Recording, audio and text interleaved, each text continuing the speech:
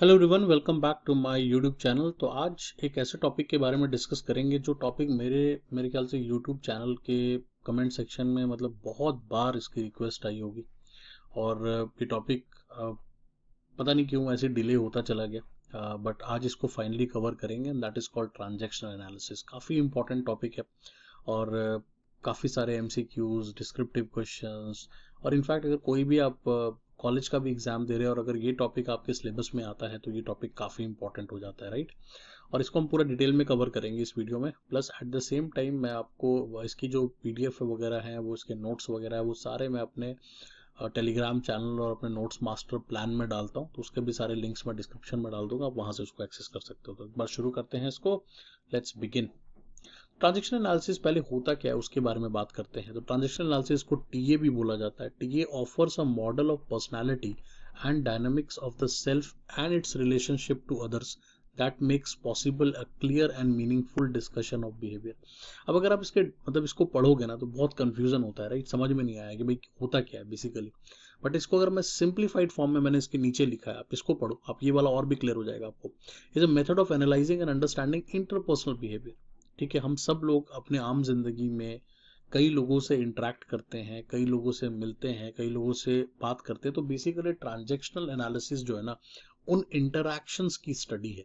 एक बहुत ही सिंपल कि जितने भी सोशल इंटरेक्शन होते हैं, सोशल ट्रांजैक्शन होते हैं जिसमें एक पर्सन कुछ बोलता है, दूसरा पर्सन कुछ रिस्पॉन्ड करता है, तो ये जो ट्रांजैक्शंस होते हैं ना, जब एक पर्सन बात करता है कई दूसरे पर्सन से, इसने कुछ बोला, इसने कुछ बोला, इनके बीच में जो एक ट्रांजैक्शन होता है, एक कहीं ना कहीं एक उन ट्रांजेक्शन्स का, उन आपस में जो उनके बिहेवियर का जो ट्रांजेक्शन है, उसकी स्टडी को हम ट्रांजेक्शनल एनालिसिस कहते हैं। Very simple.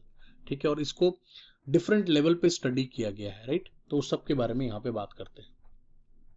अब इसमें ईगो स्टेट्स होती हैं। तो ईगो स्टेट्स क्या होती हैं उसकी बात करते हैं। People interact with each other in their own terms. अब ऑब्वियस सी बात है, हर आदमी जो अपने हिसाब से दूसरे लोगों के साथ इंटरेक्ट करता है, राइट। और वही उसका बिहेवियरल पैटर्न भी बन जाता है एक तरह का कि भाई मैं इस ईगो स्टेट में रह रहा हूँ। एक तरह से ego state is like more like कि आप इसी स्टेट में रहते हो कहीं ना कहीं। Is each has its own belief, behaviour and each interacts differently with other people. अब इसके जितने भी ईगो स्टेट्स हैं, वो सभी ईगो स्टेट्स जो है वो डिफरेंटली, जैसे मान लो 3 ईगो स्टेट है, लेट्स से, अभी हम डिटेल में जाएंगे इसमें, बट एक एग्जांपल से समझा रहा हूँ। एक ईगो स्टेट हमारे पास 3 है, तो मैं अगर ए में रहता हूँ तो मेरा जो है वो पूरा का पूरा बिहेवियर ए वाले ईगो स्टेट से मैच करता है और वो कंसिस्टेंट रहता है। कोई बी में रहता होगा तो वो बी में ही रहता है, कोई सी में रहता है तो वो सी में रहता है। टाइम टू टाइम ये चेंज भी होता है, बट अभी इसके बारे में डिटेल में चलते हैं। अब अभी को यहाँ पे 3 ईगो स्टेट की बात की गई। कौन कौन सी ईगो स्टेट? तो पहला ईगो स्टेट कहलाता है पेरेंट ईगो स्टेट। अब पेरेंट ईगो स्टेट का क्या मतलब है? Behaviour, thoughts and feelings copied from parents और पेरेंट फिगर्स। अब होता क्या है, जब हम छोटे होते हैं, राइट, हम अपनी बहुत सारी चीजें अपने पेरेंट्स से सीखते हैं, अपने सिबलिंग से सीखते हैं, और ऐसे लोग जो हमारे आसपास रहते हैं हम उनसे सीखते हैं, राइट।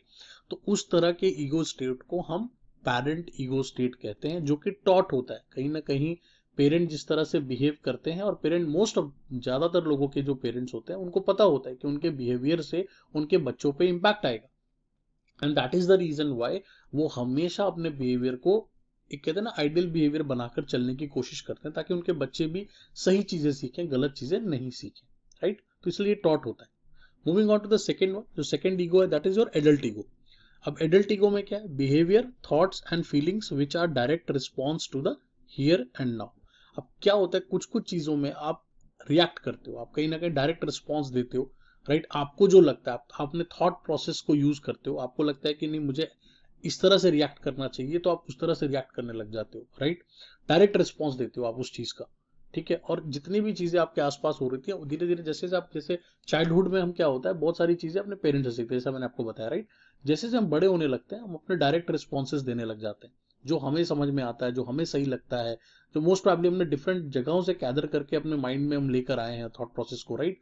हम उसके हिसाब से चीजों को मतलब को एक्ट करना शुरू कर देते हैं। और थर्ड वाला जो है दैट इज चाइल्ड। चाइल्ड का मतलब है behaviour, thoughts and feelings relate from childhood. अब कुछ चीजें ऐसी हैं जो आपके चाइल्डहुड के साथ आपके साथ रह जाती हैं, राइट। लॉन्ग टर्म तक वो आपके साथ रहती हैं, कि ये वाली मतलब ये वाली चीज़ सही है, ये वाली चीज़ गलत है, और ऐसे बात करनी चाहिए, ऐसा बिहेव नहीं करना चाहिए, ऐसा ही करना चाहिए, तो वो चीज़ कहीं ना कहीं फेल्ट फॉर्म में चली जाती है, राइट। तो हमारे पास 3 ईगो स्टेट है, parent ego state, adult ego state and child ego state. ठीक है, आई होप ये वाला सारा क्लियर हो गया। ये वाला ईगो स्टेट वाला इंपॉर्टेंट है, ईगो स्टेट्स अलग से भी क्वेश्चन आता है इसका। ठीक है, moving on to the next one. अब इसमें और चीज समझते हैं। अब इसमें ना लाइफ पोजीशंस की बात की गई, तो पहले तो मैंने आपको ईगो के बारे में बता दिया, अब मैं दूसरी चीज आपको बताऊंगा, इसमें लाइफ पोजीशंस की बात भी की गई है। अब वो लाइफ पोजीशंस क्या है? The individual behaviour towards other is largely based on specific assumptions that are made early in life. अब जैसा मैंने आपको बताया कि जब भी हम लोगों से इंटरेक्ट करते हैं, या जब हम लोगों की तरफ जो हमारा बिहेवियर होता है वो बहुत ज़्यादा इन्फ्लुएंस होता है हमारे अर्ली लाइफ से, कि हमारी अर्ली लाइफ कैसी रही, हम छोटे में कैसे थे, कैसे पेरेंट्स के साथ रहे, वो काफ़ी टाइम तक हमारे साथ रह जाती है। ठीक है, हमारे पेरेंट्स को क्या अच्छा लगता था, right. Very early in childhood in the person develops an experience and a dominant philosophy, such philosophy is tied into his identity, sense of worth and perception. जैसा मैंने आपको बताया था कि जो चाइल्ड वाला ईगो है वो कहीं ना कहीं लंबे समय तक आपके साथ रहता है। उसका रीजन क्या है? वो आपकी फिलॉसफी का हिस्सा हो जाता है, आपकी बिलीफ का हिस्सा हो जाता है, एंड वो एक तरह से वही आपकी आइडेंटिटी बननी शुरू हो जाती है, क्योंकि आपने उसी हिसाब से अपने आप को डेवलप कर लिया, आप उसी हिसाब से परसेप्शन आपकी उसी तरह से बनती है, आप कहीं ना कहीं अपनी आइडेंटिटी को भी उसी से एसोसिएट करते हैं। This tends to remain with the person for life time unless major experiences अगर, अब ऑब्वियसली मैंने आपको बताया कि वो हमेशा आपके साथ लाइफ टाइम तो रहेगा, until and unless over a period of time आपके लाइफ एक्सपीरियंस में कुछ ऐसा होता है, कोई मेजर एक्सपीरियंस होता है जहां के बाद आपका ये वाला जो थॉट प्रोसेस होता है या ये वाला जो बिलीफ होता है वो कहीं ना कहीं चेंज हो जाता है, राइट। जैसे मान लो मेरे पेरेंट्स ने मुझे कोई चीज सिखाई, मुझे वही चीज सही लगती थी बहुत सालों तक, टिल द टाइम कुछ ऐसा घटा मेरी लाइफ में, कुछ ऐसा मेजर चेंज आया जिसके बाद मुझे ऐसा लगा कि नहीं, शायद मेरे पेरेंट्स की फिलॉसफी उतनी अच्छी नहीं थी, और या उतनी सही नहीं थी, या शायद उतनी मॉरली करेक्ट नहीं थी, लेकिन ये वाली जो नई फिलॉसफी है वो ज्यादा बेटर है। तो ऐसी चीजें होती हैं, बट बहुत कम होती हैं, बहुत कम। मोस्ट ऑफ द टाइम आप वही थॉट प्रोसेस, वही चीजें जो आपने शुरू से सीखी हैं उनको आप पकड़ के रखते हो, उनके साथ चलते रहते हो। अब इसकी 4 कैटेगरीज क्या है, लाइफ पोजीशन की 4 कैटेगरीज क्या है, तो उसके बारे में बात करते हैं। तो पहली कैटेगरी है I am not okay you are okay, right. I am okay you are okay, I am not okay you are not okay, I am okay you are not okay. अब देखो ये थोड़ा सा कंफ्यूजिंग लगता है, लेकिन मैं एक एक करके अब जब आपको समझाऊंगा ना तो ये बहुत ईजी हो जाएगा, कोई इतना मुश्किल नहीं है, इट्स वेरी सिंपल। इसमें आप देख भी सकते हो कि कुछ पोजीशंस ग्रीन में, जैसे ये वाला बहुत ही हेल्दी पोजीशन है, काफी ग्रीन में अगर आप इस वाले जोन में आते हो, और कुछ कुछ वाले तो बिल्कुल ही होपलेस है, मतलब यहाँ पे तो बहुत दिक्कत है अगर आप इस वाले पोजीशन में आते हो, राइट। और कुछ कुछ ऐसे जो कहीं ना कहीं ठीक किए जा सकते हैं, मतलब अभी गलत है लेकिन उनको ठीक किया जा सकता है, मरम्मत की जा सकती है उसकी। ठीक है, तो अब एक एक करके चलना शुरू करते हैं। सबसे पहला था I am not okay you are okay. इसका सिंपल मतलब क्या हुआ? इसका मतलब हुआ people tends to feel bad about themselves and see that the whole world is miserable। कुछ लोगों के अंदर ये फीलिंग आ जाती है जो अपने आप को पूरी तरह से गलत मानने लग जाते हैं, उनको लगता है कि हम जो भी करते हैं सब गलत करते हैं, और पूरा वर्ल्ड ही गलत है, हर बंदा गलत है, हर पर्सन गलत है, ये लोग किसी पे भरोसा नहीं करते, किसी पे ट्रस्ट नहीं करते, इनको किसी पे कॉन्फिडेंस नहीं आता। जब आप इस वाले जोन में आ गए हो कि आपको अब किसी पे भी भरोसा नहीं आ रहा, ना खुद पे भरोसा आ रहा है ना लोगों पे भरोसा आ रहा है, तो ये वाला कहीं ना कहीं एक तरह से पूरा गिव अप पोजीशन है, और ये काफी होपलेस लेकर आता है हमारी लाइफ में अगर हम इस तरह की किसी पोजीशन में आ जाते हैं। और अक्सर इस तरह की पोजीशन में ना टेम्पररली हम आते रहते हैं, मुझे ऐसा लगता है, क्योंकि टेम्पररली आने का मतलब क्या, कुछ भी गलत हुआ आपके साथ तो हम कहीं ना कहीं, और या कुछ आप किसी एग्जाम में फेल हो गए, कहीं आप सक्सेसफुल नहीं हो पाए, तो आपको उस टेम्पररी फीलिंग में ऐसा आना शुरू हो जाता है कि यार मैं भी सही नहीं हूँ, और सिचुएशन भी सही नहीं है, लोग भी सही नहीं है, ये सब कुछ टेम्परली। बट अगर ये लॉन्ग टर्म तक आपके साथ होने शुरू हो जाए तो आपको काफी सारी प्रॉब्लम शुरू हो जाती है। सेकंड है I am not okay but you are okay.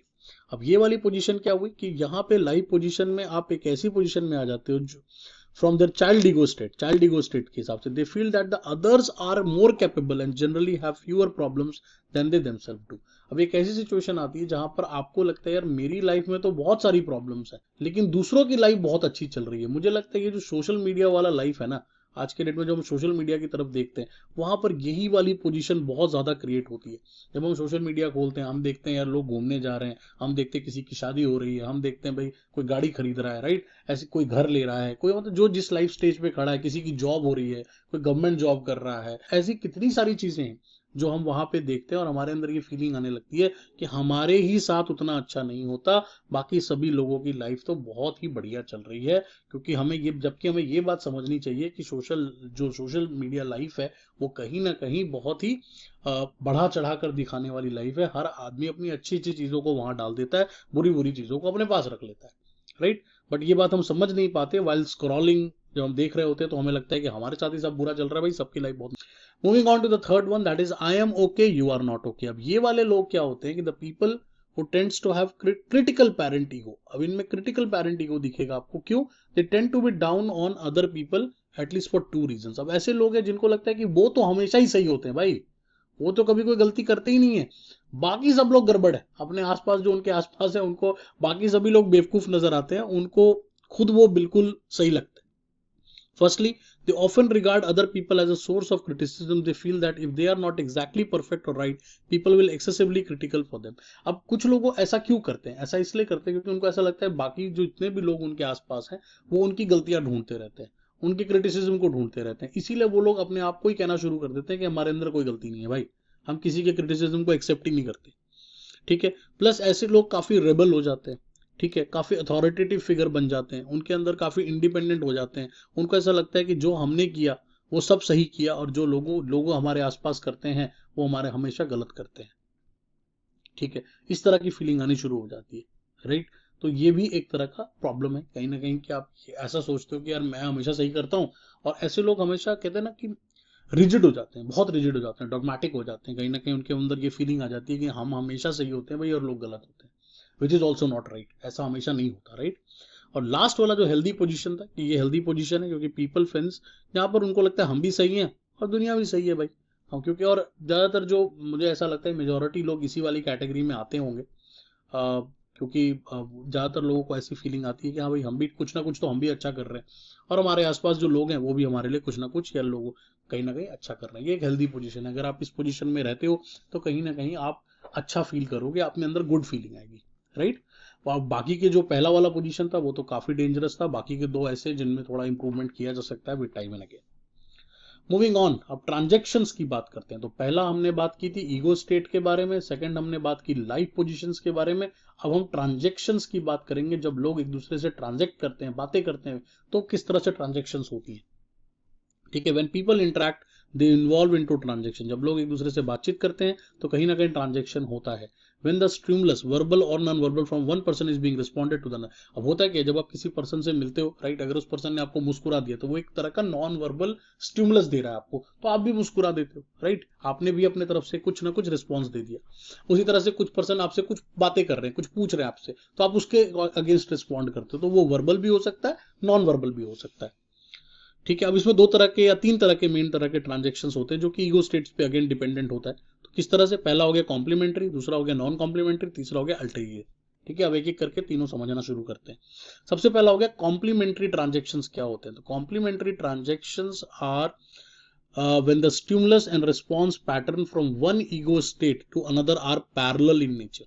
और इसका मैं एक डायग्राम आपको दिखाता हूं, उससे ये और भी क्लियर हो जाएगा। ये देखो, ये वाला डायग्राम आप देखो, इसमें पर्सन ए है, उसके तीनों ईगो स्टेट है, राइट। पर्सन बी है, उसका तीनों ईगो स्टेट है। जब हम एडल्ट की तरह बोल रहे हैं, कोई भी बिहेवियर हमारा इस तरह से ईगो स्टेट से निकल रहा है और सामने वाला भी उसी तरह से रिस्पॉन्ड कर रहा है, तो ये कॉम्प्लीमेंट्री ट्रांजैक्शन हो रहा है। बिल्कुल पैरेलल चल रहा है। हमने चाइल्ड स्टेट से कोई बात की, उन्होंने भी चाइल्ड स्टेट से कोई बात कर दी, तो ये भी पैरेलल हो गया। यहां से पेरेंट की तरह बात किया, यहां से भी पेरेंट बात कर दिया, तो ये भी हमारा कॉम्प्लीमेंट्री हो गया, राइट। बिल्कुल सामने सामने बात हो रही है, राइट। अब इसमें क्या होता है? The transaction is complementary because both are acting in a perceived and expected ego state. अब इसमें होता है कि जैसा मैंने बोला सामने वाले ने भी वैसा ही रिस्पॉन्ड कर दिया, मेरे एक्सपेक्टेड रिस्पॉन्स दिया है उसने, तो कहीं ना कहीं हम सेम तरह के पेज पे हैं, सेम कॉम्प्लीमेंट्री ट्रांजेक्शन हो रहा है हमारे बीच में। Usually in such case both person are satisfied, और यहाँ पर दोनों लोग सेटिस्फाई हो जाते हैं। इसीलिए आप देखोगे कई बार हम लोगों से मिलते हैं ना, हम कहते हैं यार इससे बात करके मजा आया, ये हमारी लेवल की बातें करता है। लेवल की बातें का मतलब क्या है कि जिस स्टेट से हमने बोला सामने वाले ने भी उसी स्टेट से समझ लिया, तो वो हमें लगता है कि वो बंदा हमारे हमारे बिल्कुल, इससे कहते हैं ना वाइब मैच कर रही है। तो वाइब क्या मैच कर रही है, क्योंकि आप जिस तरह से बोल रहे हो सामने वाला भी वैसे ही रिस्पॉन्ड कर रहा है या आपके एक्सपेक्टेड लाइन पे रिस्पॉन्ड कर रहा है, तो कहीं ना कहीं आपको सेटिस्फैक्शन मिलती है, आपको कम्युनिकेशन कंप्लीट हो जाता है। अब इसमें 9 तरह के कॉम्प्लीमेंट्री हो सकती है। 9 कैसे हो सकती है कि भाई 3 तो मैंने आपको अभी डायग्राम में ही दिखा दी थी, राइट। और इसमें पेरेंट टू आपको हमेशा जो है ट्रांजेक्शन्स जो होंगे वो एक पैरेलल जोन में होगा, ये हमेशा याद रखना है आपको, दैट इज वेरी इंपॉर्टेंट। ठीक है, तो ये चीज हमारे लिए बहुत समझना जरूरी है कि जब भी हम बात करेंगे पैरेलल जोन में ही बात होगी। और वो पैरेलल जोन इस तरह से भी क्रिएट हो सकता है, स्ट्रेट स्ट्रेट नहीं क्रिएट हो रहा है, वो कई बार चाइल्ड एडल्ट में ऐसे ऐसे भी क्रिएट हो सकता है, बट वो हमेशा सेम पैरेलल लाइंस ड्रॉ हो। जब भी हम करेंगे हमेशा हमेशा हमारी जो है ना वो क्लीन लाइंस, अभी तो मैंने आपको 2 पैरेलल बना के दिखाया, ये वाली भी जो लाइन बन रही है ये भी पैरेलल है, राइट। जब भी पैरेलल बन रहा है कुछ भी तो वो कॉम्प्लीमेंट्री, इसलिए 9 हो सकता है। ठीक है, moving on to the next one and that is called non complementary transaction. अब यहाँ पे क्या होता है, क्रॉस ट्रांजेक्शंस भी इसको बोलते हैं। अब इसमें क्या होता है, जो स्टिमुलस और रिस्पॉन्स की लाइंस है वो कभी भी पैरेलल नहीं होती। ठीक है, और वो ट्रांजेक्शन हमेशा जो हम एक्सपेक्टेड सर्टेन रिस्पॉन्स कर रहे होते हैं वो हमें मिलता ही नहीं है। चलो डायग्राम देखते हैं इसका, आपको अभी समझ में आ जाएगा। डायग्राम में देखो क्या हो रहा है, मैंने कोई बात एडल्ट वाले लेवल से की, लेकिन सामने वाला ने मुझे उसका जो रिस्पॉन्स बन रहा है वो हमारे चाइल्ड टू पेरेंट वाले में जा रहा है, राइट। तो कभी भी ये पैरेलल लाइन बन नहीं रही, क्रॉस लाइन बन रही है। जब भी क्रॉस लाइन बनेगी that is called non complementary, ये बहुत समझना जरूरी है, राइट। और जब भी इस तरह का कोई सिचुएशन आएगा तो क्या होगा, ब्लॉक्ड हो जाएगा कम्युनिकेशन, लोग बात ही नहीं करेंगे। ठीक है, जैसे manager tries to deal with the employee to adult basis but the employee respond to child to parent basis. जैसे मैंने आपको अभी एग्जांपल भी दिया कि मैनेजर ने कोई बात की एम्प्लॉय से, वो एडल्ट बेसिस पे बात कर रहा था, बट एम्प्लॉय का जो रिस्पॉन्स है वो चाइल्ड टू पेरेंट बेसिस वाला है। ठीक है, तो कम्युनिकेशन क्या होगा, ब्लॉक होगा। मैनेजर कहेगा यार इससे बात करना बेकार है, कोई बात समझ में नहीं आती इसको मेरी। Usually in such cases both the person are satisfied and communication are complete. क्यों, अब ये बड़ा देखो इंटरेस्टिंग है पॉइंट। ये क्यों इंटरेस्टिंग है मैं आपको बताता हूं। आपको ऐसा अब इसमें होता है क्योंकि कम्युनिकेशन ब्लॉक हो रहा है, राइट। कम्युनिकेशन ब्लॉक होने का क्या मतलब हो गया कि भाई कम्युनिकेशन कंप्लीट तो हो गया ना, कम्युनिकेशन हो गया, लेकिन दोबारा कम्युनिकेशन नहीं होगा। एक बार कम्युनिकेशन कंप्लीट हो जाता है, क्योंकि उसमें होता है कि मैंने कुछ बोला, सामने वाले ने रिस्पॉन्ड कर दिया, वो कम्युनिकेशन कंप्लीट हो गया, उसको लगा मैंने सही रिस्पॉन्ड किया, बट मेरे हिसाब से उसने सही रिस्पॉन्स नहीं किया है, तो मैंने उसको क्या किया, मैंने उसको ब्लॉक किया, राइट। तो मैंने उसको ब्लॉक कर दिया। जब भी मैंने ब्लॉक कर दिया तो लगेगा कि भाई कम्युनिकेशन कंप्लीट हुआ है, बट एक्चुअली में कुछ भी कंप्लीट नहीं हुआ, क्योंकि दोबारा वो ट्रांजैक्शन कभी होगा ही नहीं। ठीक है, इसलिए नॉन कॉम्प्लीमेंट्री है।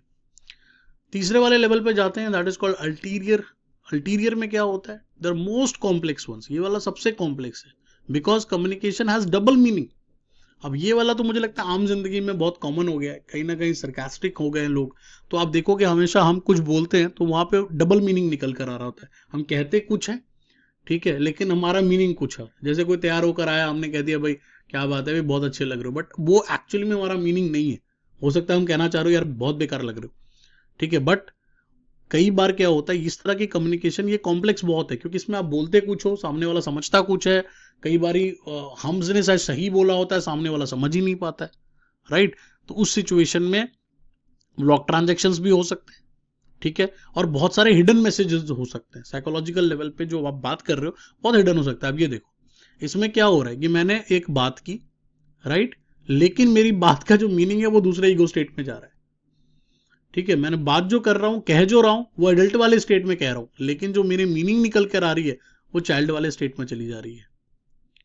तो वो काफी अल्टीरियर हो गया, और कहीं ना कहीं डबल मीनिंग हो गया, और कहीं ना कहीं हिडन मैसेजेस हो गए इसमें, और कहीं ना कहीं यहाँ भी एक ब्लॉक्ड मैसेजिंग होगी। अगर सामने वाला ये परसीव कर लेगा ये बंदा तो डबल मीनिंग बातें करता है, ये कहीं ना कहीं वो बातें, इसकी बातें कुछ और होती है, इसका मतलब कुछ और होता है, बट ये कहना कुछ और चाहता है, तो कहीं ना कहीं वैसा हो जाएगा, राइट। तो आई होप कि आपको ये टीए का ये तीनों पार्ट समझ में आ गया कि ईगो स्टेट्स क्या होते हैं, लाइफ पोजीशंस क्या होती हैं, और तीसरी चीज जो मैंने आपको समझाई दैट इज ट्रांजैक्शंस क्या होते हैं, राइट। ये तीनों ही बहुत इंपॉर्टेंट है इस कंसेप्ट को समझने के लिए।